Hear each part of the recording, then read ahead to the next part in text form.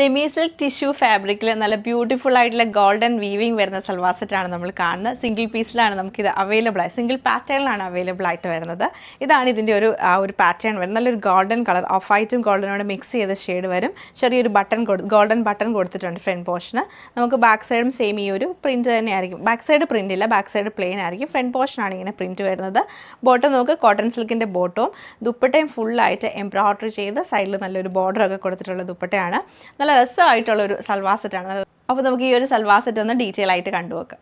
ആണ് ഇതിൻ്റെ ഒരു പാറ്റേൺ വന്നേക്കുന്നത്. നല്ല സോഫ്റ്റ് ആയിട്ട് കനം കുറഞ്ഞിട്ടുള്ളൊരു ഫാബ്രിക്കാണ്. ടിഷ്യൂ ഫാബ്രിക്കിൽ ഫുള്ളായിട്ടും ഇങ്ങനെ ഒരു റൗണ്ട് ഷേപ്പിൽ നമുക്ക് ആ ഒരു ഗോൾഡൻ വീവിംഗ് ആണ് വന്നേക്കുന്നത്.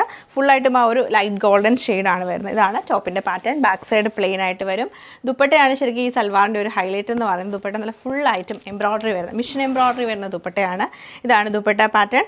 സൈഡിൽ നല്ലൊരു ബോർഡർ വരുന്നുള്ളത്. അതൊരു ഗോൾഡൻ ബോർഡർ തന്നെയാണ് കൊടുത്ത ഒരു വീവിംഗ് ബോർഡറാണ് വന്നേക്കുന്നത്. പിന്നെ ബോക്സ് പാറ്റേൺ വന്നിട്ട് അതിൻ്റെ ഉള്ളിലാണ് നമുക്ക് ഈ ഒരു എംബ്രോയ്ഡറി ചെയ്തേക്കുന്നത്.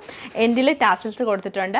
ബോട്ടം വരുമ്പോഴത്തേക്ക് പ്ലെയിൻ ആയിട്ടുള്ള കോട്ടൺ സിൽക്കിൻ്റെ ബോട്ടമാണ് പെയർ ചെയ്തേക്കുന്നത്.